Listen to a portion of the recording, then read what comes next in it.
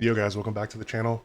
Today we're going to be discussing the Barcelona and Levante game. Yesterday, that game was absolutely mad. I love watching Barca play. I think they're just an electric team to watch. Super young, super exciting. So anytime I do get a chance to watch one of their games, I'm always going to tune in. It's so fun to watch, and it's because of the style of play that they have. Like obviously they're super possession based, but it's not because they're just playing boring possession ball. Like it's not like a. I don't want to compare it to City because no, there are games where I used to watch City and it was just really boring to watch. Like yeah, they would score, but they would just outpossess these weaker teams, and it just wasn't exciting to watch. But watching Barca control possession the entire game is because they're trying and going for all these intricate plays and trying to score these amazing goals. Like it's really fun to watch. So uh it's crazy because I'm gonna use the JLA tactics board for this. The way that they attack. Now I'm not like a tactico. I don't follow all these crazy tactics, but if you just tune into a Barca game for 5-10 minutes, and for instance, if you watch this one, after they go down to the Romero goal, they attack like like they're in a Champions League semifinal down 2 goals in the 75th minute. Like the entire game they're attacking like that. So let's just put in, it's not going to show up, but I'll put them in anyways. And I think yesterday they were in a, what, like a 5-4-1? I don't have that, so I'll just run it like this. So pretty much, Levante will have everybody back because the way that they have to defend against a Barca team that plays like this, they have everybody back. Barca has every single player forward. You have Rashford here. You have Torres here. Yamal will be up. Rafinha's up. Pedri's up. Casado's up. And then you have Balde a lot of the time pushing up there here. And if you watch even just their line where the center backs play, the center backs are playing above the halfway line for 80% of the game. And it's super fun to watch because the ball will be here. Araujo, Kubarsi's up. There are a few times where they're getting in the box for crosses. Like, they just play such a aggressive game. And it's like, even if they go down, it's a matter of, like, when is Barca going to score? It's like, it's inevitable. They're going to score with how many chances they create a game. And let's pull up the FOTMob stuff. Like, just look at the stats from this game. It's insane. 82% possession. Obviously, their XG is lower than Levante's because Levante had some pretty big chances that they should have finished. But 26 total shots to their 8. And I get it. There's a lot of times where they shoot from outside the box, but look at most of these chances.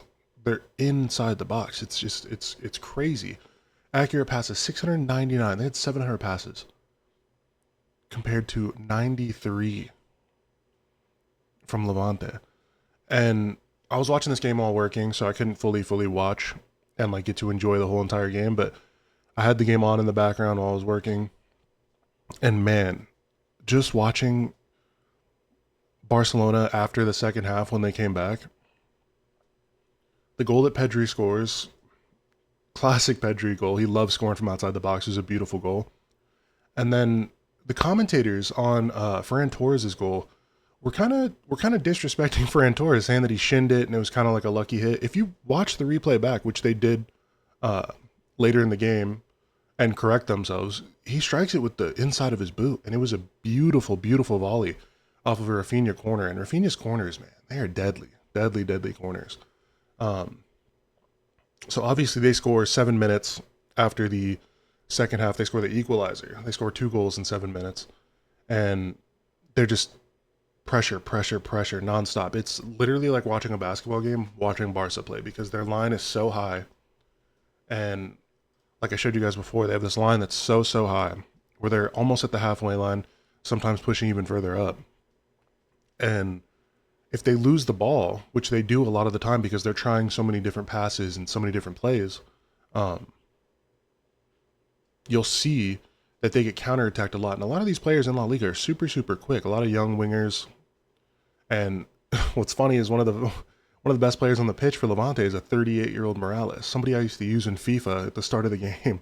So super, super funny there. But man, Levante didn't look horrible in this game. It's just that it's impossible to deal with the pressure, especially coming up from a newly promoted team. It's just how much can you take, you know? And it was only a matter of time. The last goal was super unlucky. 90th plus one, it's an own goal off of another Rafinha corner, and there's not much he could have done with it. I mean, if he doesn't head the ball, it's a free header for, I believe it was Ferran Torres, and I want to say it was Gavi. I think Gavi came in the second half, but regardless, it was going to be a goal or a shot on goal or an attempt if the Levante player doesn't do anything with it. So he had to. But dude, watching Pedri work, man, it's just so exciting. I love watching really, really talented and extremely smart midfielders work, man. And Pedri controls the entire game. He does everything he envisions in his mind he can put on the pitch, and it's beautiful to watch. Um, so if you guys aren't tuning in for these Barca games, just watch one. Sit down on a Sunday or Saturday and just try to watch one of these Barca games, because you're not gonna regret it. But yeah, Barca escaped with the win in this one, and it was a incredible game. When I saw they were 2-0 down, I was like, no way they're gonna lose to Levante, right? Just no shot. But if you guys watched the video, I really appreciate it. Thank you guys so much. If you could drop a subscribe and a like, that would go a long way. I really appreciate it. But peace. Thank you guys.